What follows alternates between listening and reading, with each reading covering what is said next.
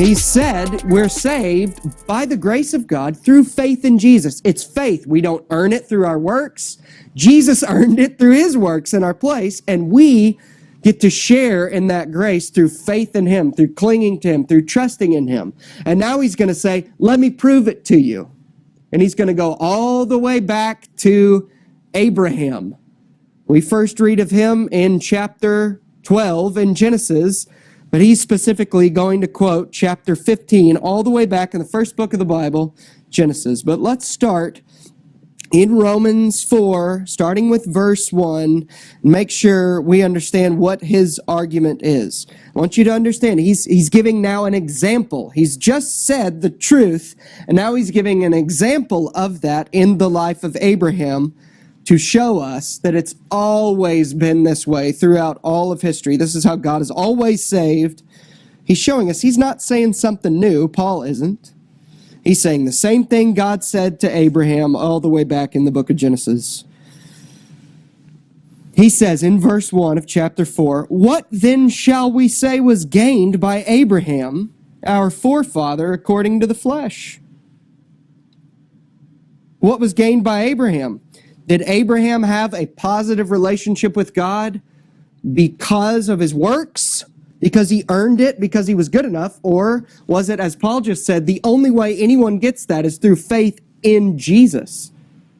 What then shall we say was gained? What did Abraham, that word could be translated found. What did he find? What did he gain? What did he succeed in? What did he procure for himself? Our forefather Abraham, according to the flesh. He's saying according to the flesh means according to what he did, according to his works, according to his performance. Did he achieve anything through his works? Did God look at his works and say, well, that's why I accept you as righteous? What was gained by Abraham, our forefather, according to the flesh?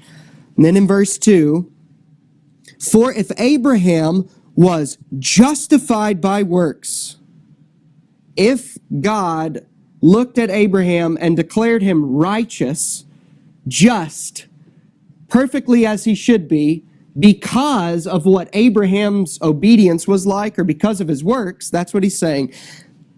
If Abraham was justified by works, he has something to boast about, right? That's plain and simple. Someone works 60 hours in the week, they get 40 hours of overtime, and they get that big paycheck that they've earned. They have something to boast about. It's like, hey, I got this big paycheck because I worked my tail off this week. That's what he's saying. If God declares him righteous because of his works, well, then Abraham has something to boast about. Look at me. God chose me, Abraham could have said, because of what I did. That's why God came to me and called me out and made me the father of many nations. But then Paul just says it in the simplest way, but he doesn't have anything to boast about. That's what he means at the end of verse 2 when he says, but not before God.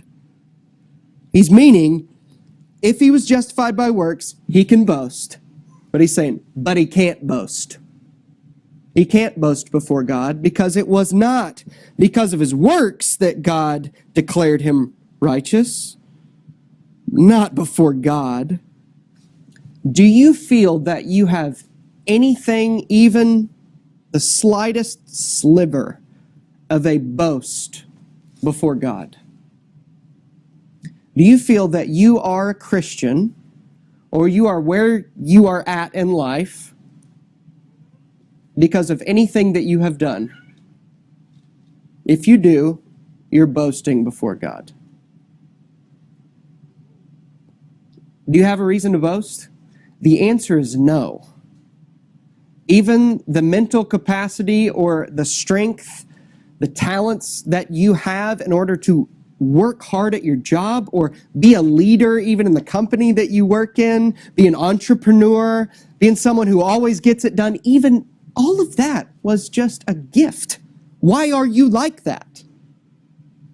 Because God made you like that. None of us has any room to boast, and especially when it comes to having any kind of positive relationship with God through Jesus. If Abraham can't boast, you and I can't boast. If the Apostle Paul says, far be it from me to boast in anything but the cross of the Lord Jesus, if Paul can't boast, you and I can't boast. In Paul's letter to the church at Corinth, in his second letter that we have, 2 Corinthians, towards the end, he starts talking, he says, let me pretend to boast. And it's a kind of a silly thing he's writing almost, but he's saying, let me just pretend like I'm going to boast. If anyone has room to boast, I do. Let me go on boasting. And he says all these things, but it's hyperbole. He's saying, I would never really boast in myself. I have nothing to boast in. I'm the chief of sinners. If we boast in the Lord. What do you boast in? Do you boast in the fact that you're a Christian? You made the right choice. You chose Jesus. Do you think you would have chosen him if he did not first choose you?